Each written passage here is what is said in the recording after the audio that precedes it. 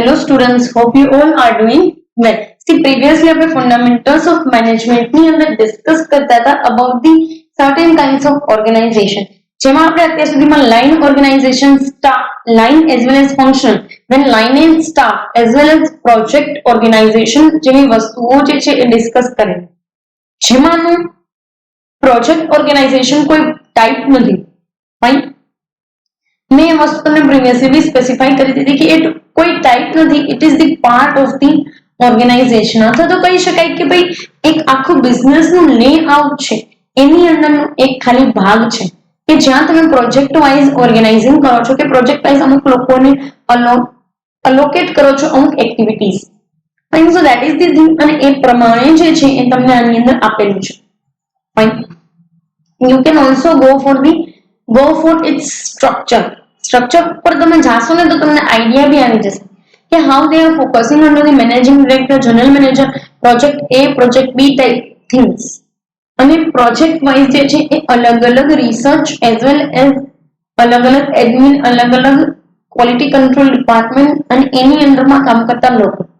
Fine. So that you can get the idea about the project કે ભાઈ company મોટા મોટા પ્રોજેક્ટ ચલાવતી હોય એની અંદર એવી રીતે કામકાજ કરते. મેં તમને આઈ થિંક આનું એક સ્પેસિફિક આપેલું બી છે એક્ઝામ્પલ. ટાટા માટે મેં તમને આઈ થિંક એક્ઝામ્પલ આપેલું હતું કે ભાઈ એની કંપનીઝ જે છે એ કંપનીઝની અંદર એ લોકો જે અલગ અલગ પ્રોડક્ટ્સ બનાવતા હોય તો એ અલગ અલગ પ્રોડક્ટ એના માટે અલગ પ્રોજેક્ટ છે. And for particular that project એ લોકો અલગ અલગ પ્રોજેક્ટ મેનેજરને એક્ટિવિટીઝ અલોકેટ કરશે. જેમ કે ટાટા નેનો બનાવવા માટે અને ટાટા ટિયાગો બનાવવા માટે એ લોકો અલગ પ્રોજેક્ટ મેનેજરને અલોકેટ કરશે. No they both the things are car. બરાબર, એ વસ્તુ બંને એના ઓટોમોબાઈલ બિઝનેસનો હિસ્સો જ છે, બટ બંને પ્રોજેક્ટ્સ તો અલગ અલગ છે ને. ફાઇન. સો એ મેનર જે છે એની અંદર વાત કરેલી છે. નેક્સ્ટ તમને કીધું છે કે ભાઈ મેટ્રિક્સ ઓર્ગેનાઇઝેશન. તમને આવી કોઈ ઓર્ગેનાઇઝેશન હોય મેટ્રિક્સ ઓર્ગેનાઇઝેશન પણ એક એના જેવી પણ એક વસ્તુ હોય છે જેમાં તમને એક સ્ટ્રક્ચર જોવા મળે છે જે આ પ્રમાણે હોય છે. ફાઇન. જેમાં પ્રોડક્શન, માર્કેટિંગ, ફાઇનાન્સ અને પર્સોનલ હ્યુમન રિસોર્સિસ. ફાઇન. અને એ ચારેય ડિપાર્ટમેન્ટ અલોકેટ કરવામાં, ચારેય ડિપાર્ટમેન્ટની અમુક એક્ટિવિટીઝ જે છે ને એ અલોકેટ કરવામાં આવે છે પ્રોજેક્ટ એ, બી, સી અને D. So ultimately it is the combination of functional one and કહ્યું તો project organization. It is the combination of functional and particularly project organization. Fine. હું તમને ખાલી એટલું જ કહેવા માંગુ છું કે ફંક્શનલની અંદર આપણે ચાર ડિપાર્ટમેન્ટને જે છે એ ટ્રીટ કરીએ છીએ સેપરેટલી. પ્રોજેક્ટની અંદર પ્રોજેક્ટ વાઇઝ ઓર્ગેનાઇઝિંગ કરીએ છીએ. But here we are doing organizing according to the project as well as according to the functional departments also. Fine. So a એક આઈડિયા છે ને એ પ્રમાણે આપણે જશું. Let's focus on to that part. According to Stanley Davis and Paul Lawrence, the matrix organization is any organization that employs a multiple command system that includes not only multiple command structure but also related support mechanism and associated organizational culture and behavior pattern.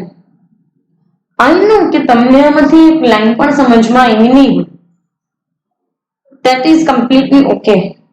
બરાબર. Let's focus on to the pieces of it. આપણે એના કટકા કરી નાખીએ. Let's make pieces of it and then understand. શું કે છે? First તમને કીધું છે કે the matrix organization is any organization that employs a multiple command system. આમાં કેવું હતું પ્રોજેક્ટની અંદર કે સિંગલ કમાન્ડ સિસ્ટમ હોય. પ્રોજેક્ટ મેનેજરના જ તમારે અત્યાર પૂરતા, હાલ પૂરતા કે જ્યારે તમને એક્ટિવિટીઝ અલોકેટ કરવામાં આવી છે એટલી એક્ટિવિટીઝ પૂરતા તમારે પ્રોજેક્ટ મેનેજરના ઓર્ડર્સને ફોલો કરવાના હોય છે. યસ ઓર નો? દેન તમને એવું કીધું છે કે that includes not only multiple command system or multiple command structure but also related support mechanism. એટલે આમાં કેવું હતું તો કે મલ્ટીપલ કમાન્ડ પ્રોજેક્ટ એ જે છે ઈ તમને એક કોઈ એમ્પ્લોય અને પ્રોજેક્ટ એ વાળો મેનેજર પણ કે અને સાથે એનો ડિપાર્ટમેન્ટલ મેનેજર ઓર એનો ઇમિડિયેટ બોસ જે છે ને એ બી એને કહેશે. જેમ કે માર્કેટિંગ ડિપાર્ટમેન્ટનો કોઈ એક્ઝિક્યુટિવ છે which is working on the project B, બરાબર, કે જેનું કામ જે પ્રોજેક્ટ બી ના માર્કેટિંગ ઉપર વર્ક કરે છે. I am talking about the executive manager તો એક જ હોય. Departmental manager is the one authority, fine. But હા, એની અંડરમાં એક્ઝિક્યુટિવ્સ કામ કરતા હોય.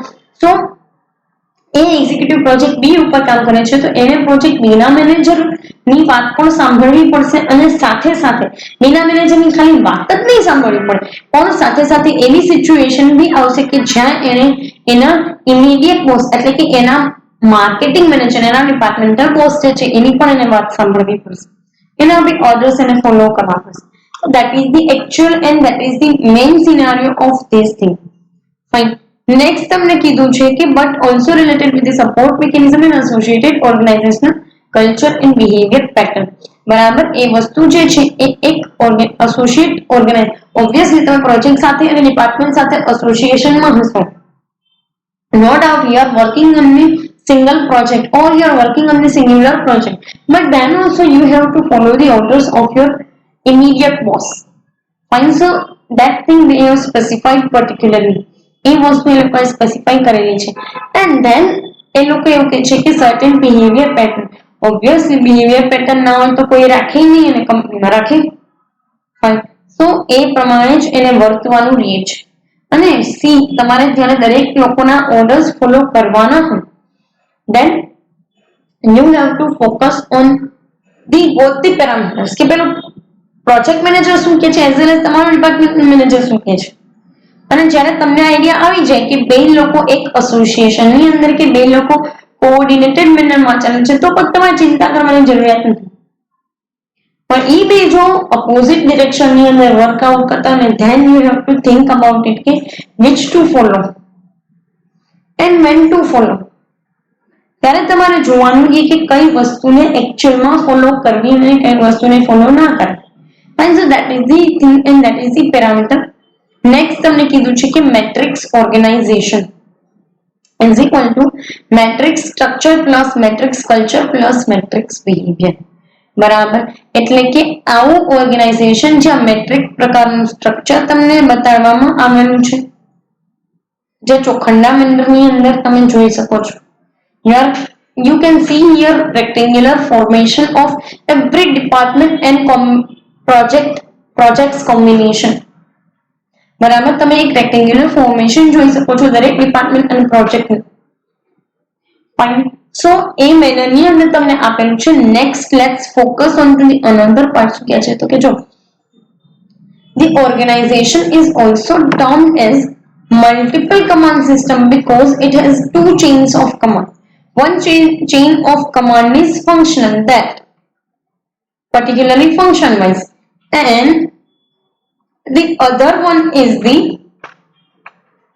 second one is the horizontal and depicted by the project team. બરાબર, one chain of command is function which flows authority in a particular format. Always authority તમારી ઉપરની authority ને તમારે rules regulations ને એના orders જે છે ને follow કરવાના છે. So that is completely okay. Yes or no? એ વસ્તુ completely okay મેનરની અંદર જઈ શકે એમ છે? હા, બિલકુલ જઈ શકે એમ છે. અને એ પ્રમાણે તમને આની અંદર આપી દીધી છે. So you can go for it. Fine. So એ મેનરની અંદર તમને કીધું છે. નેક્સ્ટ તમને કહે છે કે one chain of command is functional and another, the second is horizontal and depicted by the project team. Other જે છે એમાં તમારા પ્રોજેક્ટ મેનેજરનો જે છે એ રૂલ્સ રેગ્યુલેશન અકોર્ડિંગ ટુ કામ કરવું પડે. નો ડાઉટ એ તમને ઓર્ડર ના કરી શકે, એની પાસે હક નથી તમને ઓર્ડર કરવાનો, but still you have to follow some of the other rules regulations according to project mechanism. So બીજું જે હોરિઝોન્ટલ ફોર્મેટ હશે ને એ પ્રોજેક્ટ વાઇઝ કામકાજ કરતું હશે. બરાબર, 1 2 3 4 5 project, that's it. Fine. Which is led by the project manager who is expert in his team's assigned area of specialization. Obviously તમારે જે છે એના ઓર્ડર્સ એના કમાન્ડ શું કામ ફોલો કરવા પડે, કારણ કે એ વ્યક્તિ જે છે એ સ્પેશિયલાઇઝેશન ધરાવે છે એના કામનું. અને જો એની પાસે સ્પેશિયલાઇઝેશન છે એના કામનું then he can ordering. તો પછી એ વ્યક્તિ તમને ઓર્ડર કરી શકે છે, and that two in a true sense. બરાબર. તો સીધી વસ્તુ છે, એની પાસે સ્પેશિયલાઇઝેશન છે, એને ખબર છે કે એને એની ટીમને કેવી રીતે ચલાવવી, તો એમાં તો કોઈ રોકેટ સાયન્સ છે નહીં. નેક્સ્ટ જોઈએ શું કહેવા માંગે છે. In matrix organization, a project manager is appointed to coordinate the activities of project. The required personnel are drawn from their respective functional departments. When the project is completed, the employees may return to their original departments, and such functional staff has two bosses. The one is the administrative head, which is his immediate boss or original boss, and the another one is the project manager. Yes. Whenever you are focusing onto the matrix type of organization, તમે જો matrix type ના organization ઉપર focus કરો છો અને એવા organisation ની અંદર કે જ્યાં દરેક એક્ટિવિટી પ્રોજેક્ટ બેઝ હોય, તો પ્રોજેક્ટને કોઓર્ડિનેટ કરવા માટે તમારે પ્રોજેક્ટ મેનેજરને અપોઇન્ટ કરવો પડે. Yes or no? And that particularly that project manager will draw some or the other staff from the functional departments. બરાબર. એ જો હ્યુમન રિસોર્સિસ વાળા એક્ઝિક્યુટિવની જરૂર પડશે તો ત્યાંથી બોલાવશે.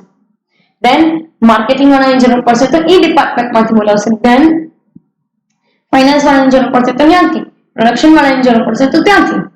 ફાઇન. સો દરેક ફંક્શનલ ડિપાર્ટમેન્ટમાંથી એ લોકો સ્ટાફને ડ્રો કરી જાય છે. બરાબર. જેવી રીતે પૈસાનું ડ્રોઈંગ હોય ને એમ સ્ટાફનું ડ્રોઈંગ. બરાબર. સો સ્ટાફને ડ્રોઈંગ કરી જાય છે. સો એ જ પ્રમાણે આ લોકો વાત કરે છે. બીજું તમને એમ કીધું છે કે ભાઈ જ્યારે બી ક્યારેય એવી સિચ્યુએશન આવે કે ભાઈ પ્રોજેક્ટ કમ્પ્લીટ થઈ ગયો છે, then particularly the staff can return to their original department. તો પછી સ્ટાફ એના ઓરિજિનલ ડિપાર્ટમેન્ટની અંદર જઈ શકે છે અને પછી ત્યાં જઈને કામ કરી શકે. પણ જ્યાં સુધી પ્રોજેક્ટની એક્ટિવિટી ચાલે છે ને જ્યાં સુધી પ્રોજેક્ટ ચાલે છે ત્યાં સુધી દરેક ઇન્ડિવિજ્યુઅલના બે બોસ હશે. The one is the administrative boss, or we can go for the immediate boss or original boss કે જેના functional department નો મેનેજર હશે. And the another one is the project manager. જે બીજો વ્યક્તિ હશે ને એ પ્રોજેક્ટ મેનેજર છે. ફાઇન. તો એ વસ્તુ તમને અહીંયા સ્પેસિફાઈ કરીને આપેલી છે. Next let us focus on the other part. શું કહે છે તો કે according to Davis and Lawrence, it is applicable in manufacturing activities like aerospace, chemicals, electronics, heavy equipments, industrial products, and pharmaceuticals. It is applicable in services like banking, brokerage, constructions, insurance, and retailing. કહેવાનો મતલબ એવો છે કે most of the services અને most of the major manufacturing કંપનીઝની અંદર આ વસ્તુ જે છે એને એ લોકો ચલાવી શકે છે. જેમાં હેવી ઇક્વિપમેન્ટ્સ, મોટા મોટા ક્રેન્સ ને એવું બનાવવાનું હોય ને, જ્યારે ક્રેન્સ ને ટ્રોલીઝ, big trolleys as well as certain equipments such can be used in the mining activities. તો એ બધા હેવી ઇક્વિપમેન્ટ્સ બનાવવાનું, ઇલેક્ટ્રોનિક્સ બનાવવા છે, આવી બધી વસ્તુ. તો ત્યાં તમે છે ને અલગ અલગ પ્રોજેક્ટ વાઇઝ જઈ શકો, કારણ કે એમાં તમારી પાસે ઓપ્શન છે categorisation. You can categorise your products accordingly. તમે તમારી પ્રોડક્ટ્સને જે છે એ કેટેગરાઇઝ કરી શકો છો accordingly. Fine. And that is the things. તો એ પ્રમાણે તમને કીધું છે. બીજું એક એવું બી કીધું છે કે chemicals, aerospace, obviously there you can make your products categorization, અને તમે એ કેટેગરી વાઇઝ એ લોકો પાસેથી રૂપીઝ લઈ અને પર્ટિક્યુલર મેનરની અંદર તમે એને કરી શકો છો. Fine. So that is the thing. Next તમને કીધું છે it is also applicable in services like banking, brokerage, constructions, insurance and retailing. આ જે છે ને એ સર્વિસીસ ની અંદર બી યુઝફુલ થાય છે. બેન્કિંગ ની અંદર જાજી પ્રોડક્ટ હોય તો તમે એને પ્રોજેક્ટ વાઇઝ કેટેગરાઇઝ કરી શકો. બ્રોકરેજમાં બી પ્રોડક્ટ્સ હોય છે. કન્સ્ટ્રક્શન ની અંદર પણ તમને ઘણી બધી વસ્તુઓ, ઘણા બધા પ્રોજેક્ટ્સ જોવા મળે છે. જેમ કે કોઈ એક એરિયાની અંદર પ્રોજેક્ટ માટે અલગ પ્રોજેક્ટ મેનેજરને રાખી દે, બીજા એરિયાની અંદર બીજા કોઈ project manager. Then comes to insurance. એમાં બી અલગ અલગ પ્રોજેક્ટ છે, general, vehicle, health. Fine. So there also you can go for matrix organization. Fine. Retailing માં તો તમને ખબર જ છે કે આ જેટલા બી ડીમાર્ટ ની બધા સ્ટોર્સ ચાલે છે, you can go for those kind of things. Fine. Let us focus on to the next. It may be applied to professional activities like accounting, advertising, consulting, and laws. Non-profit organizations like government agencies, universities may find this organization fit for the activities. Obviously, આમાં ફેર શું પડે અને benefit શું છે તો કે તમે એક વ્યક્તિ પાસે જે છે એ તમે બંનેના ઓર્ડર્સ ફોલો કરાવવા અને ઇઝીલી એક્ટિવિટીઝ અને સ્મૂથલી તમે એને ફ્લોની અંદર રાખી શકો છો. કારણ કે ઘણી વખત છે ને લોકો છે ને એના ઇમિડિયેટ બોસનું બી ન માનતા અને એની એક્ટિવિટીઝ બી ન ફોલો કરતા. તો પ્રોજેક્ટ મેનેજર તો અપોઇન્ટેડ વ્યક્તિ છે, એને તો કેવી રીતે કરે? So in that particular case, you can go for certain things. તમે આવી વસ્તુઓ માટે જઈ શકો છો. Yes or no? And you can even go for the management, easy management. તમે આનાથી easy management તમે કરાવડાવી શકો છો લોકો પાસે અને એક્ટિવિટીઝ બી તમને એક્ટિવિટીઝ બી તમારા થ્રુ ઇઝીલી થઈ શકે. ફાઇન. હવે ખાલી જોઈ લઈએ મેટ્રિક્સ જે છે એનું ડાયાગ્રામ શું છે. ફાઇન. એ કયા ડાયાગ્રામેટિક મેનરની અંદર કામકાજ કરે છે તો પહેલા તમને કીધું છે જનરલ મેનેજર. જનરલ મેનેજરના અંડરમાં હશે functional departments or functional managers, production manager, marketing manager, finance manager and personal manager, પણ કહી શકાય કે human resources manager. And project તમને આપેલા છે હોરિઝોન્ટલ ફોર્મેટની અંદર project A, B, C and D. હવે તમે આ બંનેની એક્ટિવિટીઝને કમ્બાઈન કરશો ને તો એક મેટ્રિક્સ બને છે કે જેમાં પ્રોડક્શન અને પ્રોજેક્ટ A, માર્કેટિંગ ને પ્રોજેક્ટ A, ફાઇનાન્સ અને પ્રોજેક્ટ A અને પર્સોનલ અને પ્રોજેક્ટ A. B માં બી સેમ વે થી તમે જઈ શકો બરાબર. C ની અંદર પણ તમે સેમ વે થી જઈ શકો એન્ડ D ની અંદર પણ તમે સેમ વે થી જઈ શકો છો. Fine. So that is the particular thing. Fine. અને બીજી એક વસ્તુ એ છે કે જનરલ મેનેજર જે છે એના અંદરમાં ફંક્શન વાળા અને ઓર્ડર આપી શકશે અને પ્રોજેક્ટ મેનેજર બી એની પાસે એક્ટિવિટીઝ કરાવડાવી છે. બટ મેક શ્યોર કે ઓર્ગેનાઇઝિંગ એ પ્રમાણે ના હોવું જોઈએ કે ઓવરબર્ડન થાય. ફાઇન. એના માટે આપણે ડિસ્કસ કરવા પડશે એડવાન્ટેજીસ અને ડિસએડવાન્ટેજીસ. એડવાન્ટેજીસ ઉપર ફોકસ કરીએ. It is capable to accept with the need of dynamic environment. Yes. આ વસ્તુ જે છે એ ડાયનામિક એન્વાયરમેન્ટની નીડને ફૂલફિલ કરે છે. And it is true in sense. You can go for certain things. તમે એ વસ્તુ માટે જઈ શકો છો. જો તમે કેટલું ડાયનેમિઝમ મળે તમને. તમે દરેક એક્ટિવિટી ઇફેક્ટિવલી ચલાવી શકો છો. Fine. So that is the thing and that you can also go for certain aspects. Fine. કે જ્યાં તમે અમુક aspects માટે જઈ શકો. નેક્સ્ટ તમને કીધું છે કે it is comparatively flexible.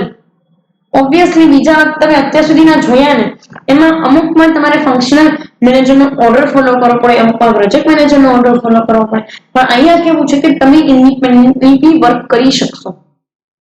It means કે તમને કદાચ કોઈ ઓર્ડર દેવાવાળું નહીં હોય ને still you can go for certain things and still you can go for the certain kind of elements. And so that is the thing and that things they have specified here. Right? એ જ વસ્તુ એ લોકોએ અહીંયા તમને specify કરીને આપેલી છે. સો we can also go for it. Next જોઈએ શું કહેવા માંગે છે તમને તો કે it can help in training and developing personnel. Yes. અહીંયા તમે છે ને પ્રોજેક્ટ વાઇઝ તમારા જો એમ્પ્લોઈઝ લોકોને તમારે ટ્રેનિંગ આપવી તો યુ કેન, તો તમે એ લોકોને ટ્રેનિંગ આપી શકો છો અને એના માટે તમે એફર્ટ્સ બી કરી શકો છો. ગુડ એફર્ટ્સ જેને કહી શકાય. કારણ કે અહીંયા છે ને તમે ટ્રેનિંગ આપવી તમને ઈઝી પડી જાય. દરેક ડિપાર્ટમેન્ટ વાઇઝ તમારે લોકોને બોલાવવા ના પડે. જ્યાં કામ કરતો હોય એને ટ્રેનિંગ મળી જાય અને તમે જો પ્રોજેક્ટ વાઇઝ જ આપો છો તો દરેક અલગ અલગ પ્રોજેક્ટનું નોલેજ પણ રહેશે એ વ્યક્તિને. યસ ઓર નો? પછી ક્યારેક એ જો બીજા પ્રોજેક્ટ ઉપર કામ કરતો હોય તો એને આ પ્રોજેક્ટની અંદર ફેસ કરેલી પ્રોબ્લેમ્સ કે આ પ્રોજેક્ટની અંદર આવતા હોર્ડલ્સે જે કાંઈ પણ એને ફેસ કર્યું હશે એ વસ્તુમાં એને એક એલિમેન્ટ મળી જાય, નોલેજ એલિમેન્ટ. યસ ઓર નો? અને એનાથી ડેવલપ પણ થઈ શકે. બીજું કે બીજાને ક્યારે શીખવાડવાની જરૂર પડે તો બીજાને બી શીખવાડી શકે. યસ ઓર નો? તો એ એક વસ્તુ આપેલી હતી. નેક્સ્ટ તમને કીધું છે કે it is based on the professional competence rather than the authority. Yes. અહીંયા છે ને તમે એક પ્રોમિનન્ટ પર્સન જે છે એને તમે લઈ આવશો.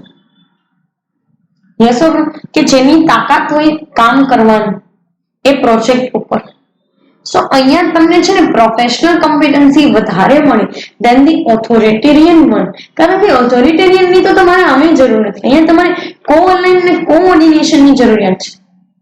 સો ઓથોરિટેરિયન વે ની અંદર કદાચ તમે નથી લઈ જતા, it will completely okay.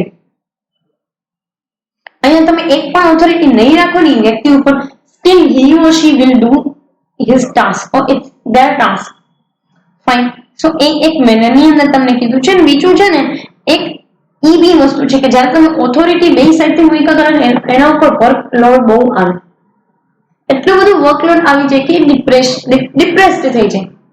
Fine. So that is the particular thing. અને એ મેનરની અંદર તમને કીધેલું બી છે અહીંયા professional competence rather than authority. Fine. Next તમને આપેલું છે it is powerful source of motivation. See એની અંદર કહેવાનો એનો મતલબ એવો છે કે આમાં તમે છે ને ઇન્ડિપેન્ડન્ટલી ચાન્સ આપી શકો એ લોકોને કામકાજ કરવાનું, અને જ્યારે એ લોકો પોતાની મરજીથી કામકાજ કરે તો એને ઇઝીનેસ રહે. બેટર છે કે એ લોકો કન્ટિન્યુઅસલી કોકના કમાન્ડને ફોલો કર્યા કરે, એના કરતા બેટર છે કે એ ઇન્ડિપેન્ડન્ટલી કામકાજ કરે. અને એમાં એને ફાયદો શું રહે તો કે એ પોતાની સ્કિલ્સ, પોતાનું નોલેજ જે કંઈ પણ છે એને યુઝ કરી શકે વિથ ધેર કોમ્પિટન્સીસ. બરાબર, એની કોઈ કામ કરવાની ક્ષમતા જે છે એને ફૂલી યુટિલાઇઝ કરી શકે. So it is the better and powerful source of motivation કે જ્યાં તમે અલ્ટિમેટલી મેટ્રિક્સ ઓર્ગેનાઇઝેશનની અંદર એ લોકોને એક કમ્બાઇન્ડ ઓપ્શન આપો છો કે જ્યાં એ પોતાના પ્રોડક્શનના સ્પેશિયલાઇઝ્ડ પર્સપેક્ટિવ કે નોલેજ જે છે એને કોઈ પણ એક સિંગલ પ્રોજેક્ટની અંદર લગાડવામાં હેલ્પફુલ થઈ શકે તમને. ફાઇન. સો એ બી એક વસ્તુ તમને અહીંયા આપેલી છે. Then comes to better planning. બરાબર, બેટર પ્લાનિંગના સેન્સમાં એ લોકો એવું કહે છે કે મેટ્રિક્સ ઓર્ગેનાઇઝેશન જે છે એ તમને ચાન્સ આપે છે. ઓબ્વિયસલી અહીંયા તમે તમારે છે ને અહીંયા પ્લાનિંગ ખાલી ડિપાર્ટમેન્ટ વાઇઝ નથી કરવાનું, અને તમે પ્રોજેક્ટ અને ડિપાર્ટમેન્ટ જે છે એને કમ્બાઈન કરી નાખો છો. સો તમારી એક્ટિવિટીઝ છે ને પહેલા કરતા સ્મૂધ ફ્લોની અંદર ચાલવા મળે, કારણ કે તમને આઈડિયા છે કે ભાઈ આ એક્ટિવિટીઝ જો સ્મૂથલી ચાલશે અને સ્મૂથ ફ્લોની અંદર ચાલશે તો તમને some or the other way benefit બી છે. Yes or no? કારણ કે ઘણી કંપનીઝની અંદર એવું થતું હોય કે દરેક વસ્તુમાં ટાઈમ ડિલે થાય અને બહુ જ બધા ટાઈમ લેગ્સ તમને જોવા મળે, અને એ ટાઈમ લેગ્સ ને ટાઈમ ડિલે છે કંઈ પણ વસ્તુ થાય છે ને it is not at all particularly based on the organizational situation. કારણ કે મને પ્લાનિંગ જ એવું કરી નાખ્યું હોય છે કે ભાઈ તમારે એ ઓર્ગેનાઇઝેશનલ ડિપાર્ટમેન્ટ કે એ પછી ડિપાર્ટમેન્ટ છે કોઈ પણ છે એને તમારે એ રીતે એલોકેટ કરવી પડે એક્ટિવિટીઝ. એના કરતા બેટર છે કે મેટ્રિક્સ ઓર્ગેનાઇઝેશન તમે એના થ્રુ જાઓ અને સારું પ્લાનિંગ અકોર્ડિંગલી સારું પ્લાનિંગ કરી શકો છો. ફાઇન. નેક્સ્ટ તમને ડિસએડવાન્ટેજીસ આપેલા છે.